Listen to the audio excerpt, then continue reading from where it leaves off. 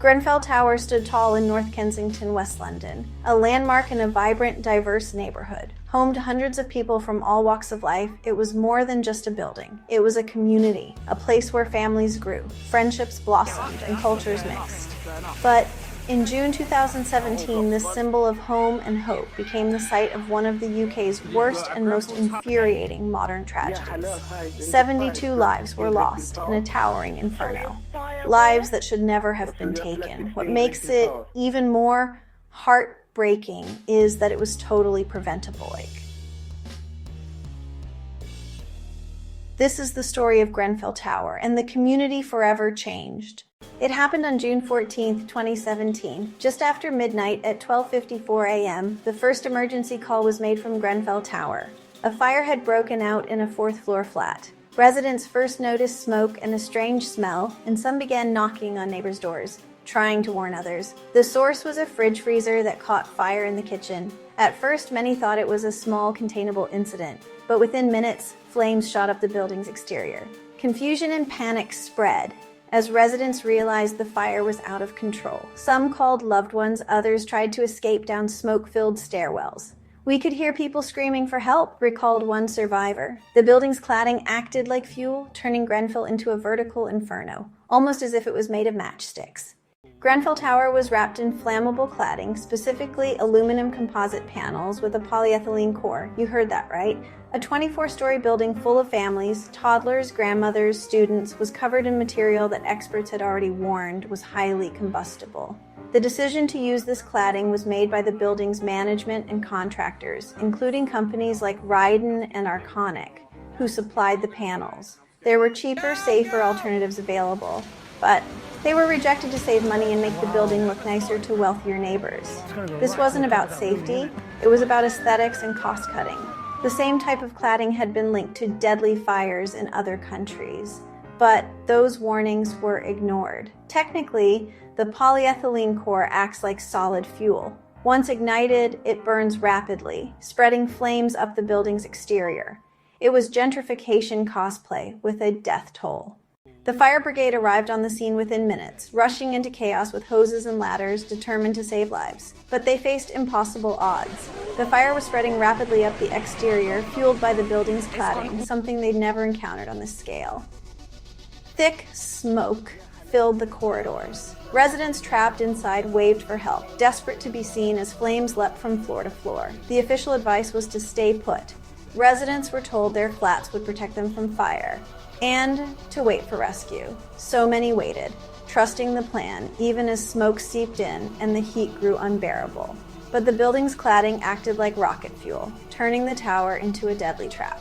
Residents called 999 again and again, begging for help, giving their flat numbers, hoping firefighters could reach them in time. Some recorded their final moments on social media. Others prayed, waiting for rescue that for many would never come. In the end, 72 people lost their lives. Entire families vanished overnight.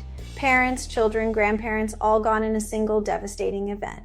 Among the victims were refugees who had fled war, immigrants who had come seeking a better life, and elders who had built their lives in the community.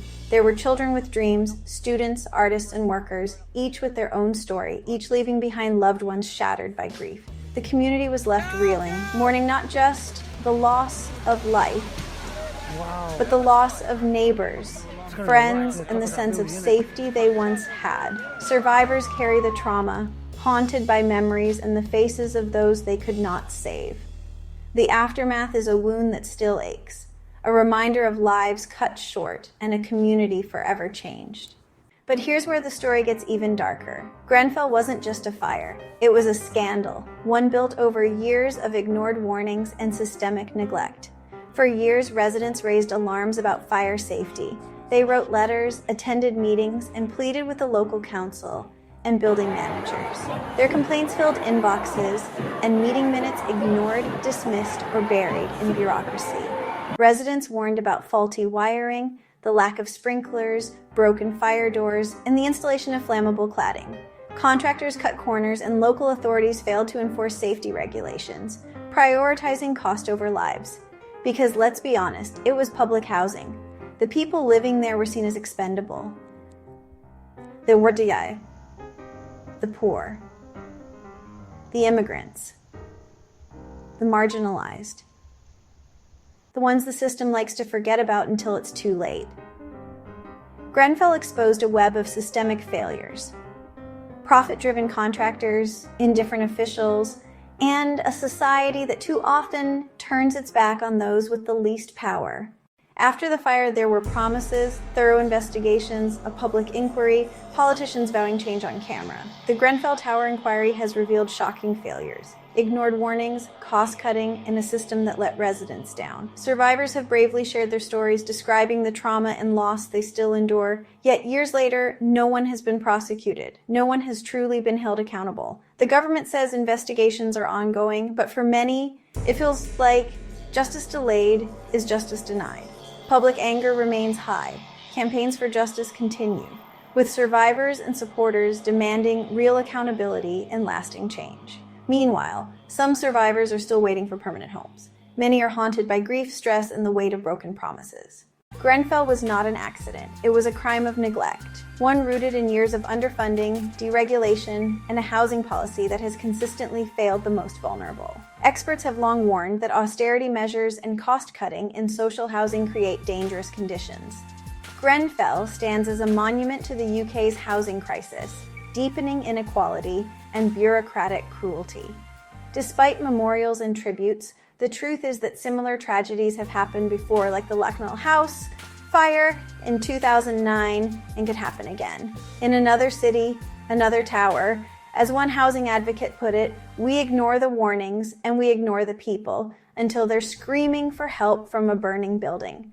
We remember Grenfell not just to honor the dead, but to demand justice for survivors, support those still affected, and push for real policy change. Stay informed, speak out, and join organizations working for safer homes. Together, we can help prevent tragedies like this from ever happening again. Thanks for watching Brittany's Archive of Curiosity. Remembering Grenfell isn't just about looking back. It's about demanding better for the future. Stories like this remind us why we must question, challenge, and hold those in power accountable. What are your thoughts or experiences with housing, safety, and justice? Share them below, and let's keep this conversation alive. Subscribe for more stories that matter, and let's make sure Grenfell is never forgotten.